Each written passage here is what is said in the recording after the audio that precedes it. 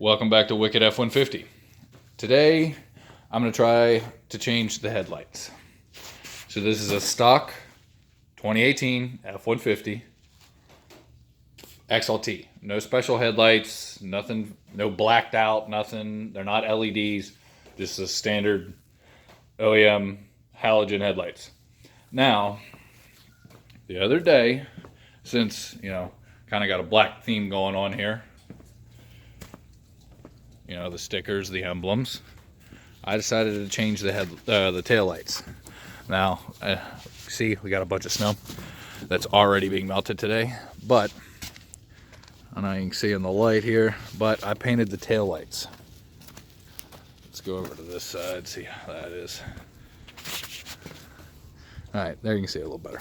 So the other day I took off the headlights, or the tail lights, and this little black ring is basically just a little whiter than this lens here. But it does nothing. There's no point to it. No light comes out of it. It's just, I guess, like a trim, a decoration little piece. So I decided to paint it black, go with the black theme. I think it looks amazing. I mean, it really adds a little something to it instead of that whitish chrome look in the taillight. So I'm going to try it with now the headlights. And on here, if you look at the headlight, it has this chrome the whole way around it.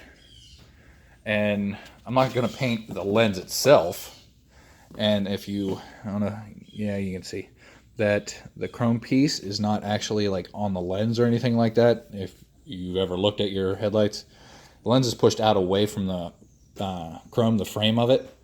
So that's what we're doing today. We're going to take the headlight out, bake it to get it to separate the sealant right here. You bake it to heat that up so it's easier to pry apart. We're going to pry that apart, paint the chrome, put it back together, and hopefully it looks amazing. Let's get started. First step is going to be removing this little trim bumper piece the whole way around. If you watched how to remove the front grille, this is also the first step in that, or one of the first steps. So on that video, I kind of just explained it. Now you're going to see how it's done. Like I said, all you do is pop it off from the little fender trim piece here, and you got to remove that little bolt there. I believe it's an 8. Let's get it done. All right, so I was wrong on the size. That little bolt is actually a 9/32, but both sides are out, and then, like I said, on the grill removal, you just pull it apart. Sounds like you're going to break it. You're not going to. However, I will point out, see how big that yellow one is? See how tiny that gray one is? As you can see, it is broken. Now, I did not break it pulling it out. I broke it one of the times that I was putting it back in. It's easier to put it in if you take the clips out of the trim bumper, put them in the fender, and push them in that way. I haven't broken any more from that. And I'll tell you what, I've super glued that thing twice now, and it still works every time. But that's why, like I said, that's why when you go to put this piece back on, pull the clips out of the trim bumper, put them in the fender trim, and push them in. It's so much easier that way. Now to this side,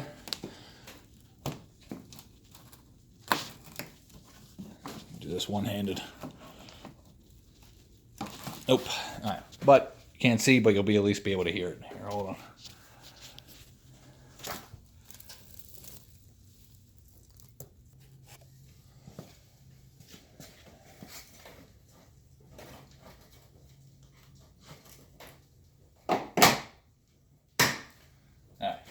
Now, that's as easy as it is. Pull that little trim piece off. Now, you can see that one's not broken. It's in there. But if you look inside the trim piece, that one, it has to slide down on it. And this one, the clip down at the bottom, has to slide up into the clip. So that's why I snapped that clip on the other one, because it just doesn't work right. Take out the clips, put them in the fender trim piece, and it's a lot easier. Now let's just pull this off. And now that piece is off. You literally just pull it off. That it just snaps into these little spaces here the whole way across. You just literally just pull it right off. And now for the headlight. I'm gonna attempt to do it without removing the grill. Last time I did this to change the bulbs, the grill was already removed. So let's see how it works without removing the grill first. These two bolts need to come out, and then these two on the top, and we'll see where we're at once I get those removed. Okay, so got all the bolts out. The two up here, then a little pin. The two down here. Now, all of them are a 10 except for this one right here. That one is an 8mm. But you take out two down here, the two up top, and then there's three in this little box here. One there, one down at the bottom, and then one right behind the trim piece here. I remove them and just tried to give it a little tug. It's ready to come out, but the grill does need to come off to remove them. So let's get that done. First step, removing all 20 or so of these nice little clips. All right, so all the little clips that were up here, remove that and remove the shield. Then you take, and there's 4 bolts that are in here. You take and remove them. Those are 10mm. Then, of course, you got to unplug your wiring up here. 1, 2, and you just set that to the side for the minute, or for the moment. All right. Then, now on the other side, I already removed these two for the headlight. That one is for the grill, and that's also an 8mm. So I'm going to go ahead and remove them, and the whole grill is going to come out. I do believe it may be a pain with this bull bar though, getting that thing out of there. Let's see. And the grill is out. So it actually wasn't that bad with the bull bar, but this rubber trim piece here, I'm telling you, it is a pain in the ass to get that grill out with that thing on there, because the grill has this little plastic flap underneath of it, and it gets caught in the rubber here, and you got to run the whole way underneath to try to get it to, you know, get under the grill.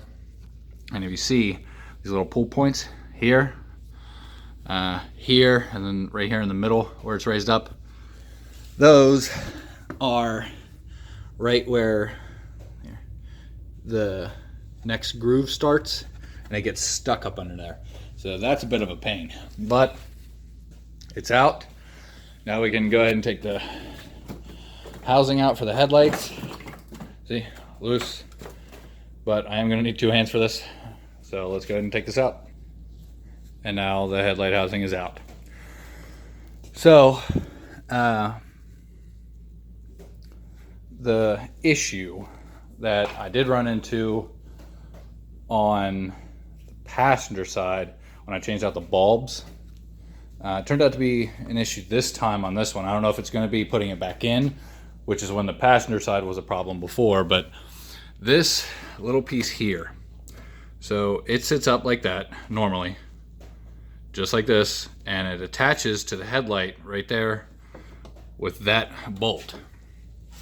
Now on the passenger side, when I changed the bulbs, it was a pain in the ass to get this lined up right. Like, it just would not sit in place. But when you're pulling the housing, you got to push this down to like disconnect it with this little clip out of the headlight housing. But you just push this out and the whole thing will come out. Simple enough. Now you do want to pull straight out, because there is a clip back here holding it into place Actually, the same with the taillights. You want to pull straight away from the truck. But it's completely taken up out of the truck. So now we got to take it inside. I'm going to take all the caps, all the bulbs, and the switches out. So then it's just an empty shell. And then it'll be time to bake it. Let's see how it goes. And here's the finished product. So, of course, I took out the headlights to paint that chrome piece that goes around the edge. However, I put it in the oven. I put it in for 270 for 12 minutes. And I'm telling you, I still couldn't get it apart. Like, I felt too uneasy about it. I didn't want to break or crack the lens, anything like that, because I don't have the money right now to replace headlights, which is why I was doing this in the first place. So I said, screw it. I'm not going to get it apart. So I just tinted them. Now, if you can tell in the video, it's a little right there. You can see how it's a little cloudier. I'd already got the tint for the rear third brake. I was going to just tint that one. But since the paint didn't work on the headlights, wasn't going to be able to tear it apart, I just decided to tint the headlights as well, because the tint I got it from Advanced Auto. You're supposed to be able to put it on, and of course, it tints it to look darker, which it definitely does. You can clearly notice a difference. But when you turn your headlights on, it doesn't hinder the output at all, which is really was my issue with tinting the headlights to begin with. I did turn the headlights on, and they look just as bright as before. So this is kind of another alternative. I did both of them, and I think it looks better than what it did before. Of course, it's not, the dream headlights I want, but it does give it a darker look, which is all I was going for. So at least something was done to them. Now, something else I decided to do today, of course, was the third brake light. I also tinted that one with this exact same tint. That one doesn't seem as tinted as the headlights, but I mean, it is. I put actually an extra coat on the third brake light. And now for the exhaust, I'd actually just plasti dipped the very tip, and it held up fine. It's been plasti dipped for 3 months as a daily driver. So, I mean, the plasti dip held up fine, but I wanted a little bit more of a gloss look. And so I went and got high heat, I believe it was engine, for the engine paint actually, and painted the whole thing a gloss black, which I think it does look a lot better than that flat matte plasti dip. And this is actually going to hold up better. I'm not going to have to end up redoing it every so often, because the plasti dip gets a chip from a rock or something like that. So this is just a more permanent fix at the moment. But there you go. I hope this video helps anybody looking to fix or change in any way their headlights, their fog lights. Well, not fog lights, I guess, not in this video, but the headlights or the tail lights. I hope you guys liked the video. Don't forget, like and subscribe. Thank you.